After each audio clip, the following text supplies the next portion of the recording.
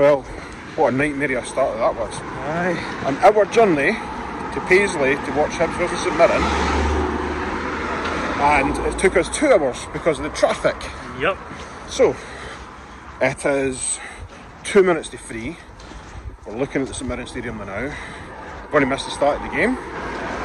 So, sorry if I don't know if you can hear us or no, because we're under a bridge, there's traffic, everybody's running to the game. It's been a bloody nightmare. But anyway, normal trend. We'll put the team lineups on the screen. We've seen the team lineup. What do you think the score's going to be today, son? I feel like, considering the trend currently, there always seems to be a goal aside.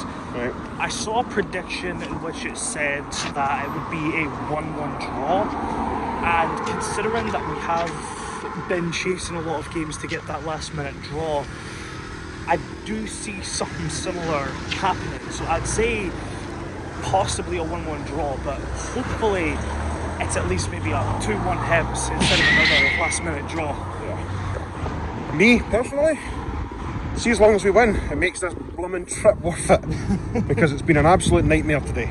So, I'm going to go 2-0 Hibs. But yeah, 2-0 Hibs. We'll see you inside. Hopefully we're allowed to show the highlights. If we show the highlights, then great. If not, then we'll see you after the game for a little bit of an analysis.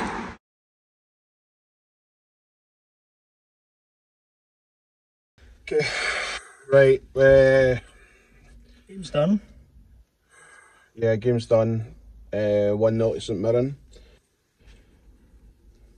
Right, Last minute goal, but let's just let's start at the obvious one. Let's start the obvious one. Right, first, actually, let's not start at the obvious one, right? We'll put up a little picture here. This was 5 minutes after the game kicked off. There was only one turnstile bloody open in St Mirren, and even the security guards and everybody else was saying it's St Mirren's fault because every time we tell them to open more gates, they don't do it. Like, it's a sold out away end and you use one gate. Like, it's so beyond the joke. So we didn't see the first goal, so we'll have to watch it when we get home. Yeah, we'll have to. But I've got no idea who's, like, how the goal went in or nothing. Regardless, the pass, we did passing was... Dear Lord, the passing. You'd think you'd be watching, like... You know, it was worse than Sunday League football, if I'm being honest. You're talking about Porteous at the end of the first half, couldn't even make a 20-yard pass. Look, okay, don't trash on Sunday League football like that. Right? There's a line here. There's a line, aye. There's a line here. Maybe they need to go and fucking have a look. Get some blokes from the pub to help them pass. It was bad. And then not only that, they had no effort. The second half, the first 10 minutes actually, it looked like... It looked like it was going to be the same story. It looks like we were going to go, right, okay, second half, we're just going to be all of them. We'll get there. And then it just didn't. It's the issue with playing one half, is that you might not click for the second. Mm-hmm. Like, you need to be clocked in for both halves. Don't get me wrong, we've made we didn't go to the Rangers game last week because of COVID reasons, so we missed the Rangers game. But we have been to 2 out of the 3 away games this season. The Livingston game and now the St Mirren game, and both games have been woeful. I've got to say, Livingston, we played better in the second half. We looked like we were actually about something. But this one, yeah, I think... Like, as much as we were trashing on the Livingston one, I would rather watch that over whatever we saw in that stadium. It really was. There was no fight about them. Yuan had a great chance in the second half, and I think if we put that away, it would have been a different game. But he missed, it went wide. The only other a shot that I think even troubled their goalkeeper was the Newell shot in the second half. But we never laid a glove. Yeah, I'm pretty sure, I checked the stats as the game was ending, I'm pretty sure we only had 1 shot on target out of 14. That really doesn't surprise me. It really doesn't surprise me. And the thing is with Yuan is that he took a bit of a knock. He was down for quite a bit. Yeah, I don't understand what happened, because initially, I didn't see the tackle. I just saw him lying on the floor and he didn't move. He wasn't moving at all. So I don't know if he's took a knock in that thing with everything else. But look, bottom line, we lost. Passing, woeful. Possession, we can have all the possession in the world unless you do something with it. There's no point. And Lee Johnson said that when he first got the job. What's the point in having all the possession when you do nothing with it? We're doing exactly that. We are doing nothing with it. We are whipping the ball into the box, and nobody's getting at the end of it. And don't get me wrong, like I'm not calling for Lee Johnson's head or nothing like that. So don't get that, because I think Lee Johnson's going to do great for us. I just think there's some people in there that's been playing more for Hibs more than just this summer, and they're not putting the effort in. Do you know what I mean? I'm not going to call out names and everything else, but do you know what I will say is Bojan needs more minutes. First couple of games Bojan's came on for the last 5 minutes, and it's just no. He needs more minutes. The thing is you're talking about I called that in the first half, didn't I, with the crossing? It wasn't working. Second half, I was screaming for Bojan to come on for Deutsch, and he came on with 5 minutes to go. I was like, the crossing's not working, so why not just have, because Hibs have got fast players and we've got legs, let's just run at them. You showed that with Rangers. If you run at people with the team we're dangerous. Yeah. But we just chose, and not that we were only allowed, we chose not to push, because that game there was abysmal. And if they were any good, if St Mirren was any decent, they could have been 4 or 5-0 up quite easily. Because I was talking about this on the way to the car. If St Mirren bothered to actually push up the pitch, because of how woeful our defence was at times, we let 4 great chances for St Mirren, just gifted them an opportunity. Luckily they wasted it, but the thing is, a broken clock is right twice a day. Mm-hmm. If they pushed up more, they could have easily got more out of it, and they could have embarrassed us. That is really, I said this on the way up, that's the only positive I can take from this. Yes. Is that that is genuinely, I completely 100% agree with Sean. That is the only positive out of this day. Was like it's just been a nightmare day for the start. A 1 hour journey from Livingston to Paisley turned into 2 hours because of traffic. So we turned up on time, but we still missed 10 minutes of the first half because which had the only goal. Abysmal how they work it in the away end.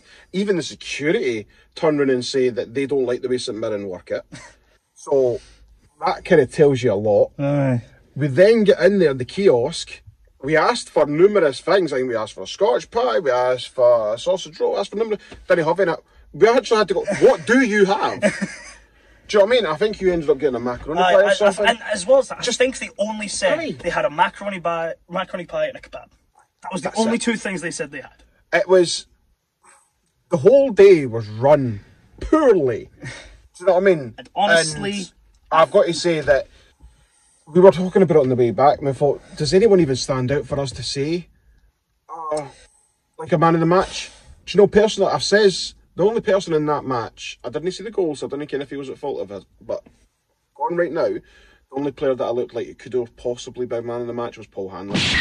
He was quite solid at the back. Plus, he was one of the 3 players that actually looks like they had something about them. Yeah. Because, I mean, Yuan took a knock and he sort of vanished from there. So, considering he was doing for a while and completely unmoved, and I can't even blame him. And then Boyle's up there with no good support.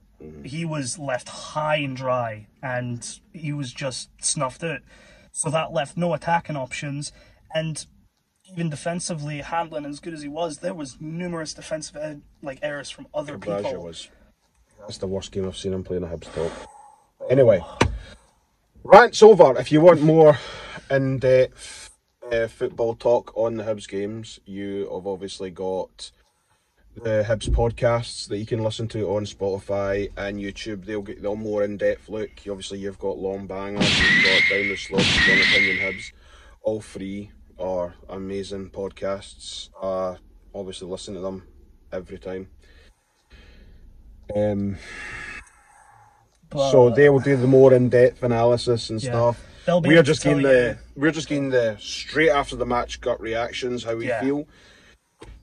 As far as I'm feeling, I just want to forget this having happened. Let's go home and chill out and relax. On to next week. Next week we've got Kilmarnock at home. For the love it's at of home. all is holy. Just turn up. Just turn up, Hibs. The thing is, and we'll be good. Before we end this off, I want to say is that we've been chasing a lot of games at home, but at home is really the only time we seem to play decent. And then we show up great at the second half, but at least it's not god awful and then as good as bad the next half. There is something about Hibs playing away off of the Livingston and St Mirren game. Watching those, there is some sort of mentality issue or tactic issue at the away games that's completely kneecapped them. Yeah, because it's like watching a different team. Yeah, no, I do agree. So, I do agree. If we end up playing like this, like I was so fried on the way here that I said numerous wrong names, and to be fair, I could probably just record those. If we play like that later on in other away games, I pretty much just time you're leaving the stadium to here, you were so annoyed, you said St Johnstone, Motherwell, and even Liverpool at one point.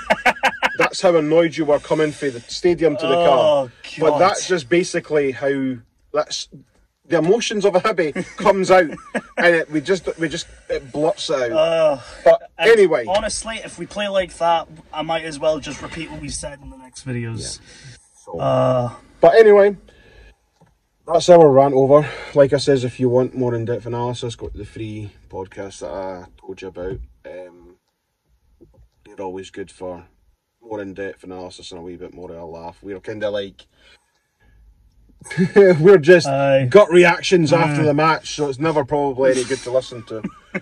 But anyway, thanks for... I mean, if you're a St Mirren fan, this is probably great for you to listen to. Yeah, if you're a St Mirren fan and you've got to this stage of the video, fair play. You know what I mean? Fair play. Yeah, but, in all honesty...